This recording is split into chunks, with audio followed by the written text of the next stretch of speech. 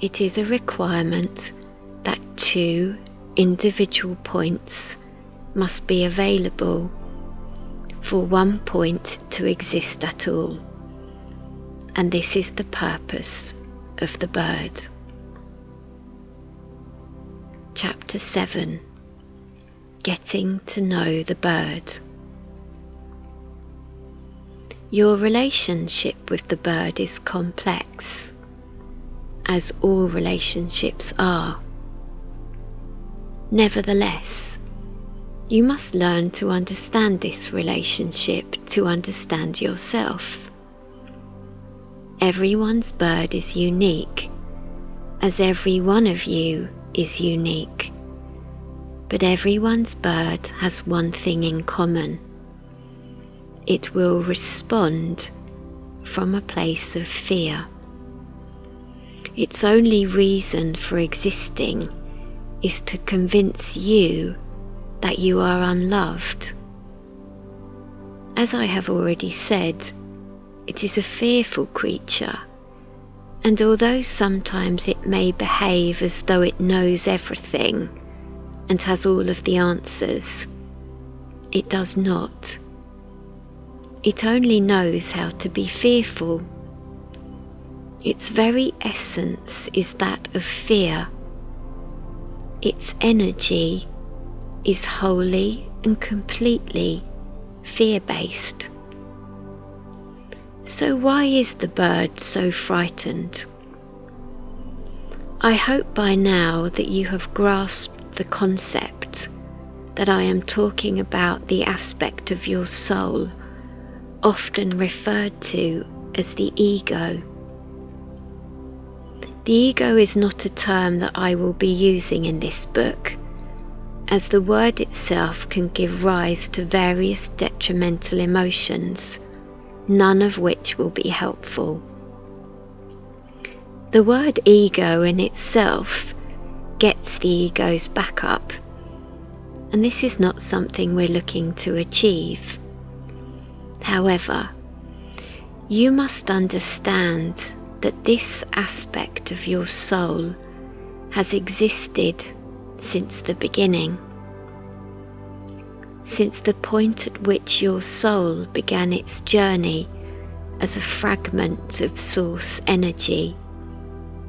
The very moment that your soul became an independent, although still connected part of source, the bird, formerly known as the ego, was created.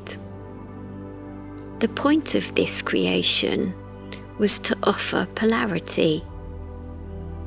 It is a requirement that two individual points must be available for one point to exist at all, and this is the purpose of the bird. It was created to motivate you to eventually understand that you must choose love, be love, and offer love to return to your original state of harmony. The bird provides polarity to the point which represents love, to the point which is the bringer. Fear is the opposing force to love, and the bird represents fear.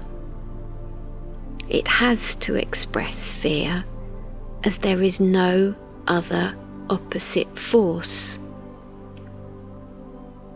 Aside from the truth that each soul has these two conscious states, love and fear, to experience polarity, the bird was also created as an option.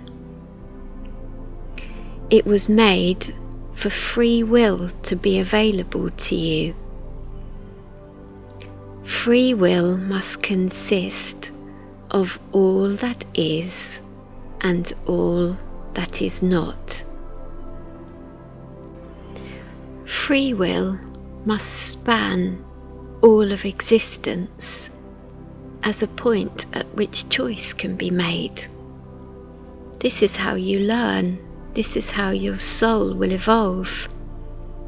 If there are no options, then no choice will be available.